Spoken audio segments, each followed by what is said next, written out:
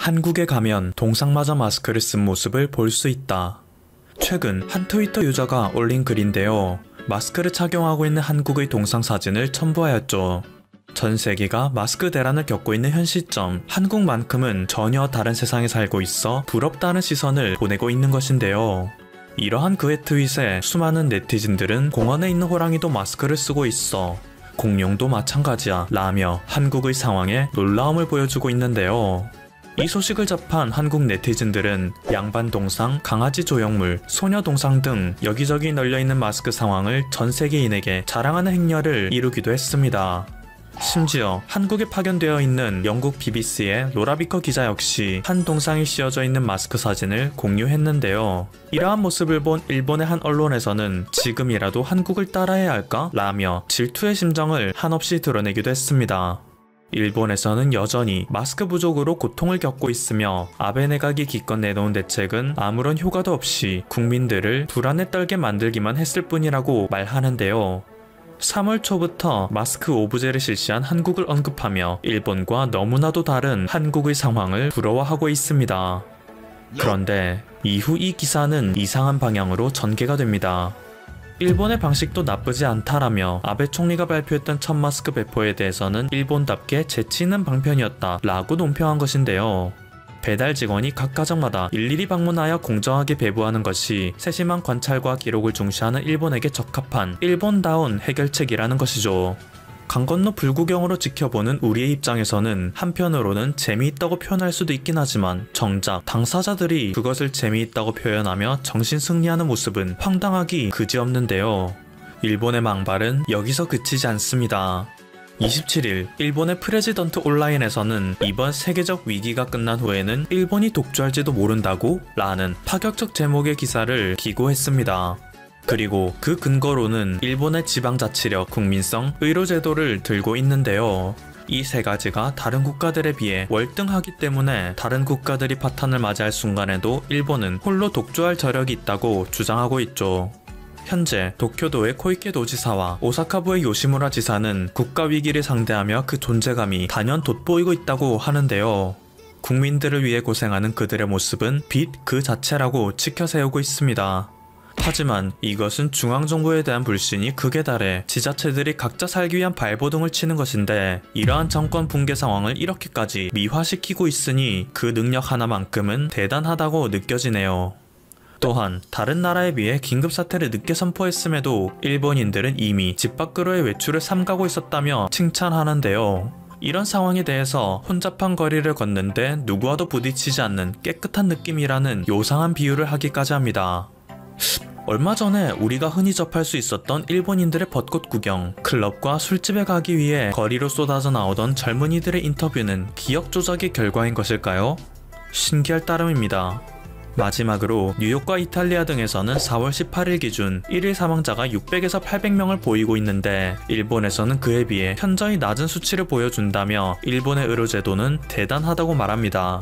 일각에서는 진단검사가 적기 때문에 일본의 데이터를 신뢰할 수 없다고는 하지만, 사망자가 적은 것을 본다면 실질적으로 일본의 데이터는 신뢰할 만하다고 말하기까지 하는데요.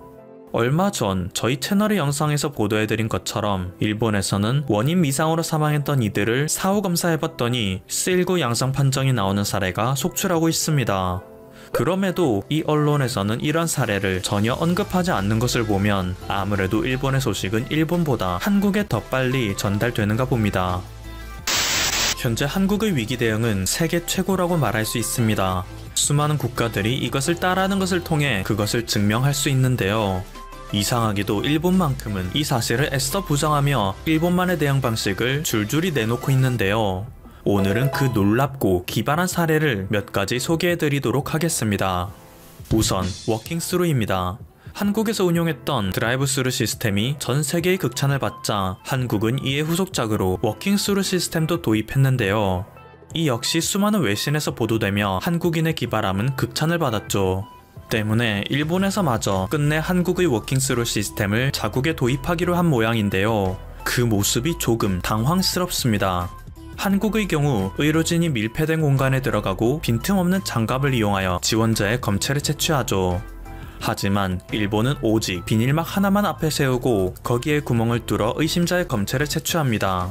분명히 과거 일본에서는 한국의 시스템을 보며 한국의 워킹스루, 드라이브스루 시스템은 의심자의 검체를 채취하고 난 후 의료진의 보호장비를 소독할 수 없어 위험하다 라며 비판을 했었는데 오히려 자신들이 더 허술한 대응을 하고 있네요. 게다가 이 옆에 있는 보조원은 대체 뭘까요? 이분은 보호장구마저 굉장히 허술한 상태에서 의료진을 돕고 있는데 아무래도 버리는 패로 사용되는 모양입니다. 다음은 마스크입니다. 일본에서는 마스크 대란이 발생하는 것도 문제이지만 상시 착용해야 하는 물품임에도 불구하고 기존의 마스크는 착용 시 숨쉬는 것이 힘들다는 불평이 많았는데요. 이에 한 회사에서는 구멍이 뚫린 마스크를 출시했습니다. 심지어 이곳에서는 은나노가 뿜어져 나오기 때문에 항균 작용까지 된다고 홍보하고 있는데요. 은나노 입자로 C19 입자를 사멸시키는 놀라운 기술을 개발했나 봅니다. 정말 대단하네요. 그리고 얼마 전 저희 채널에서는 일본의 한 방송에서 자가격리자에 대한 묘책으로 지그재그 취침을 제시했다는 사실을 알려드린 바가 있습니다. 하지만 역시 일본의 네티즌들도 마냥 바보는 아니었는지 아무리 지그재그로 잠을 잔다고 하더라도 같은 방에 있으면 어떤 방법도 무의미하다는 비판을 했는데요. 이를 방지하는 혁신적인 아이템이 발명되어 일본의 모든 언론에서 이것에 집중하고 있습니다. 가로 100cm, 세로 210cm, 높이 105cm의 플라스틱 격리 상자가 바로 그것이죠. 한 개당 생산 비용은 무려 40만원이라고 하는데요. 이를 접한 네티즌들은 임종 체험인가? 다른 건 몰라도 관짝에 들어가 있는 기분은 미리 알 수 있겠네 라며 이런 것을 특종이라고 보도하는 일본의 언론들은 하나같이 멍청하기 짝이 없다며 황당하다는 반응을 보이고 있습니다.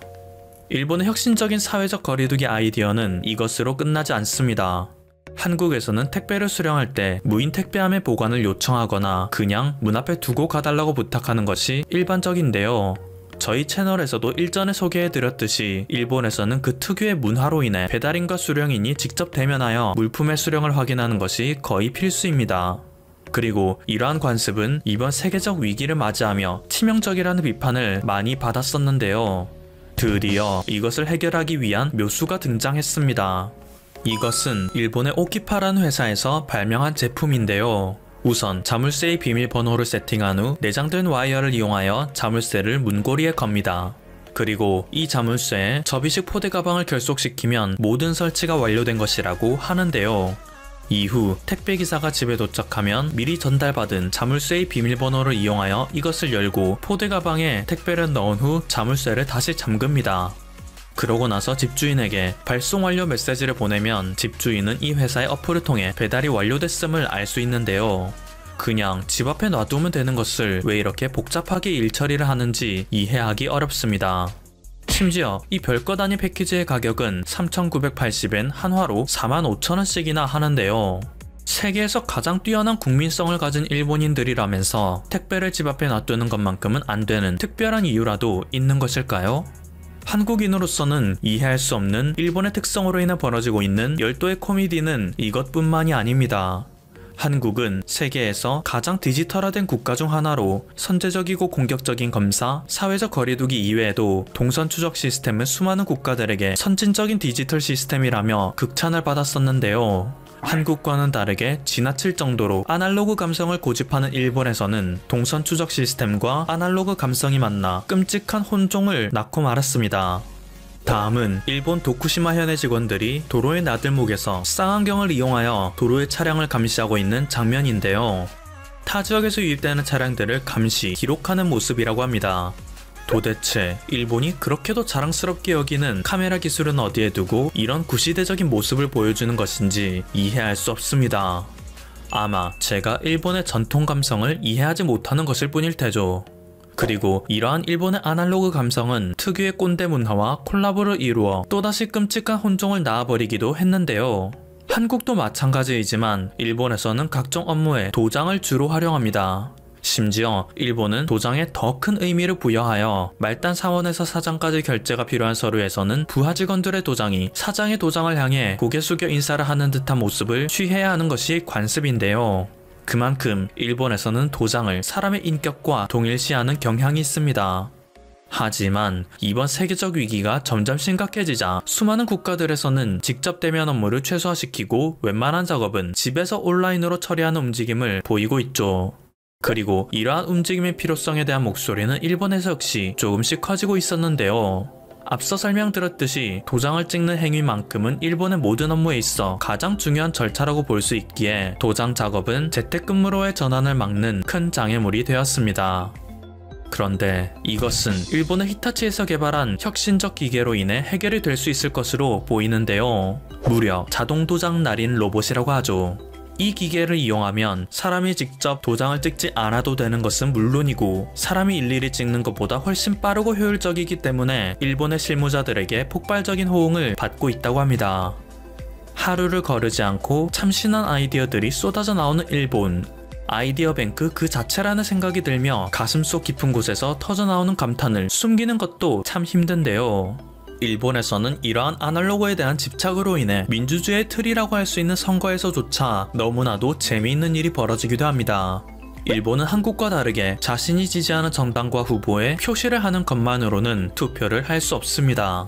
정당의 이름과 후보의 이름을 정자로 써내야 비로소 유효표로 인정을 받을 수 있는데요. 이 때문에 한자를 제대로 모르거나 악필인 국민들의 표는 모두 무효화가 되는 경우가 허다하죠. 그런데 이것뿐이라면 그나마 다행이지만 더욱 어메이징한 일이 발생할 때도 있는데요. 최근에 시즈오카에서 열린 한 보궐선거에서는 타나카 켄이라는 이름을 가진 후보가 2명이나 출마하는 사태가 벌어졌습니다. 이름의 발음뿐만 아니라 한자까지 정확하게 일치하여 만약 어떤 국민이 자신의 투표용지에 타나카 켄이라고만 작성하여 제출한다면 이 두 후보는 각각 0.5표씩 나눠 먹게 된다고 하죠. 타나카 켄이라고 적힌 투표용지가 1만 장이 있다면 두 후보가 각각 5,000표씩 나눠 먹는 희한한 시스템인 것입니다. 이런 일이 흔하지는 않지만 너무 말도 안 되는 허점이 있다는 것이 밝혀졌기 때문에 일반적인 사람이라면 이 시스템 자체를 대대적으로 갈아엎어야 할 것이라고 생각하는 게 정상일 텐데요. 일본에서는 이걸 또 기상천외한 방법으로 대응해버립니다. 두 후보의 이름은 같아도 나이는 다를 테니 후보자의 이름 뒤에 나이를 적어서 제출하라는 것이죠. 즉 42세의 타나카 켄과 54세의 타나카 켄 중에서 자신이 지지하는 후보가 42세의 타나카 켄이라면 타나카 켄 42세라고 써서 제출해야 한다는 것입니다. 실제로 이 후보는 유세활동 당시 이름 뒤에 나이까지 써주세요라며 올바른 투표용지 작성 방법을 알리는 활동을 하기도 했습니다. 공약 하나를 더 알리는 데 힘쓰는 시간도 모자랄 텐데 말이죠. 그렇다면 만약 이름도 같고 나이도 같으면 어떻게 해야 할까요? 참 이해할 수 없는 일본의 문화라는 생각이 드는데요. 이렇게 보면 왜 일본의 국민들이 정치 참여에 그토록 무관심한지 어느 정도 이해가 가긴 합니다. 일본의 정치들은 이것을 노려 이 희한한 제도를 유지하는 것일까요? 일본의 엉망진창 시스템이 이렇게 날이 갈수록 부각되자 일부 언론에서는 이러한 일본의 뒤떨어진 관습에 대해 비판하는 기사를 내보내기 시작했습니다. 재난 상황 속에서도 재택근무를 할 환경이 구축되어 있지 않다며 일본의 인프라는 최악이라고 주장하는 곳도 있는가 하면 일본 정권의 모든 대응 방식은 세계의 상식으로부터 한참 떨어져 있다라고 하기도 하죠. 심지어 일본의 뉴스위크에서는 일본의 위기는 C19 위기가 아니라 인재다 라며 일본을 궁지에 몰아넣고 있는 것은 C19가 아니라 일본을 움직이고 있는 사람들이라고 비판하기도 하는데요. 이렇게 일부 언론에서는 일본의 현실을 성찰하는 모습을 보이긴 하지만 영상의 앞에서 계속 소개해드렸던 것처럼 막상 일본에서 나오는 모든 행정 절차와 발명품들은 일본 특유의 관습에서 벗어나지 못하는 것들 뿐이라 이번 위기를 겪더라도 일본이 종전의 모습에서 탈바꿈하는 것은 거의 불가능하다는 자조의 목소리가 짙어지고 있습니다. 지금까지 퍼플튜브였습니다. 여러분의 구독과 좋아요 그리고 알림 설정은 콘텐츠 제작에 큰 힘이 됩니다. 감사합니다. 유럽연합 일반 개인정보 보호 규정으로 사생활 침해에 민감한 유럽연합이 신종 코로나 바이러스 감염증 대응을 위해 뒤늦게 한국형 확진자 동선 추적 앱 도입을 서두르고 있다. 최근 안드레아 옐리네크 EU 개인정보보호위원회 위원장이 코로나 유행 국면에서 개인정보 보호 정책이 방해돼서는 안 된다라며 GDPR의 소극 적용을 시사하기도 했다. 유럽 일부 언론이 한국의 동선 추적 앱이 개인 자유 침해라고 비판하는 것과는 반대되는 행보다. 15일 외신에 따르면 영국 가디언, BBC 등은 지난 12일 핸콕 영국 보건장관은 영국 국민건강 서비스 애플리케이션 내 코로나19 확진자 동선 추적 기능을 탑재할 것이라고 보도했다. 확진자 동선 추적은 한국에서 발빠르게 도입해 확산세를 늦추는데 효과를 나타내 세계 각국이 도입했거나 도입을 검토 중이다. 특히 사생활 침해 논란에 민감한 유럽 국가들이 GDPR 위반을 우려해 도입을 미루다 확산세가 걷잡을 수 없이 커지자 뒤늦게 나서고 있다. 특히 최근 프랑스 유력 경제지 레제코는 코로나19 동선 추적 기능을 두고 개인의 자유를 침해하지 말라는 내용의 기사를 게재하며 한국의 자유 침해를 비판하기도 했다. 다만 레제코와는 다르게 프랑스 정부는 이미 블루투스 기술을 활용해 확진자가 근처에 있을 경우 알려주는 앱 개발에 나서기도 했다. 독일 정부 또한 한국의 동선 추적 앱을 참고해 확진자 동선 파악에 나서려다 정치권의 반발에 부딪히기도 했다. 스페인 정부는 이달 2일 전국 이동 제한령을 발동하면서 이동 제한 감시를 위해 데이터 코비드 프로그램을 가동하기도 했다. 이동통신사로부터 받은 데이터를 익명화한 뒤 확산 방지를 위한 기초 자료로 쓰기 위함이다. 이외 체코와 아이슬란드는 이미 유사 프로그램을 속속 도입을 완료했다. 스마트폰 시장의 대부분을 점유하고 있는 구글과 애플도 코로나19 확산 방지를 위해 손을 잡기도 했다. 양사는 스마트폰, 블루투스 저에너지 기술을 활용해 감염자 위치를 추적할 수 있는 API를 선보일 예정이라고 지난 10일 발표했다. 유럽 각국이 GDPR에도 불구하고 잇따라 확진자 추적 앱을 도입하거나 도입을 검토하는 이유로는 초기 방역에 실패해 발등에 불이 떨어졌기 때문이다. 국제 통계 사이트 월도미터에 따르면 이날 기준 전 세계 코로나19 확진자 수가 가장 많은 국가들은 대부분 유럽 국가들이다. 2위 스페인을 시작으로 이탈리아 3위, 프랑스 4위, 독일 5위, 영국 6위, 벨기에 10위 등 10인의 유럽 국가만 6개 국가가 있다. 한국은 22위에 불과하다. 특히 한국을 비판하던 프랑스의 경우 코로나19 누적 사망자 수는 전 세계 4위에 달한다. 3위 이탈리아, 5위 영국, 7위 벨기에, 8위 독일, 10위 네덜란드 등 유럽 국가가 대거 포진했다. 한국은 225명으로 29위다. 안드레아 옐리네크 EDPB 위원장은 지난달 GDPR이 코로나 바이러스 대유행 방역에 방해돼서는 안 된다라며 다만 이러한 예외적인 시기에도 개인정보 보호를 보장해야 한다.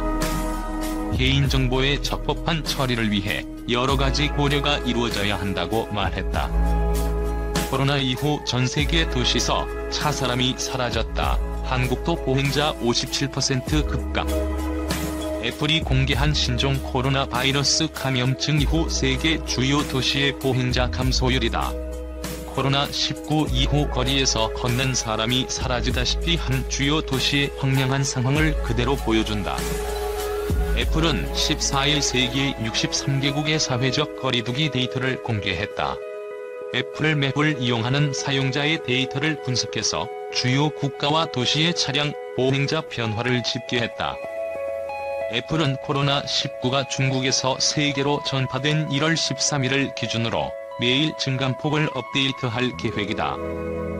애플은 이날 전 세계의 코로나19 확산 저지 노력을 지원하기 위해 모빌리티 데이터 트렌드 리포트를 출시했다며 데이터는 보건당국에 유용한 통찰력을 제공하고 새로운 정책의 참고자료로 활용할 수 있을 것이라고 밝혔다. 애플의 모빌리티 데이터 트렌드 리포트에는 63개 국가와 주요 도시의 차량과 도보 이동 증감량을 담고 있다. 애플은 개인의 이동 데이터를 모두 비식별화해 이용자 아이디나 방문 이력은 노출되지 않기 때문에 개인정보 침해 우려는 없다고 강조했다. 하지만 코로나19가 처음 발생한 중국의 데이터는 포함하지 않았고 애플은 별도의 설명도 덧붙이지 않았다. 애플이 공개한 최신 데이터에 따르면 지난 1월 13일 대비 4월 13일 한국의 차량 이동은 40%, 보행자가 57%가 줄어든 것으로 나타났다. 서울의 데이터도 한국 전체와 비슷하지만 감소량은 좀 더 큰 것으로 집계됐다. 서울의 차량 이동은 43%, 보행자는 61%가 감소했다. 국내에서 확진자가 1000명을 돌파하는 등 코로나19가 본격화한 2월 말 감소폭이 가장 컸지만 3월 말부터는 이동량이 소폭 증가하는 추세도 확인된다. 코로나19에 16만 명 이상이 감염된 유럽에서는 스페인과 이탈리아의 이동량 감소가 눈에 확 띄었다. 13일 현재 차량과 도보 이동량은 스페인이 각각 82%와 90%, 이탈리아가 85%와 88%씩 줄었다. 반면 사회적 거리두기를 강조하지 않고 집단 면역력 실험을 한 스웨덴의 이동량 감소는 확실히 적었다. 스웨덴은 차량 이동이 한 달 새 5% 정도만 감소해 63개국 중 최저폭을 기록했다. 다만 보행자는 38%로 차량 이동보다는 크게 줄었다. 애플의 데이터를 보면 유럽의 몇몇 도시에서는 길거리에서 사람을 찾아볼 수 없을 정도다. 특히 스페인 바르셀로나는 보행자 감소가 주요 도시 중 가장 높은 96%에 달했다. 이탈리아 로마는 차량 이동이 90% 감소했고 도보 이동도 바르셀로나와 비슷한 수준이었다. 프랑스 파리 역시 차량과 도보 이동량이 각각 86%, 92% 줄었다. 2만여 명의 확진자가 발생한 미국 뉴욕은 차량과 도보 이동이 각각 64%와 81% 감소했다. 반면 일본 도쿄는 각각 28%, 43%로 감소폭이 크지 않았다. 지난 7일에야 긴급 사태를 선포하는 등 초기 대응이 미온적이었던 탓으로 풀이된다.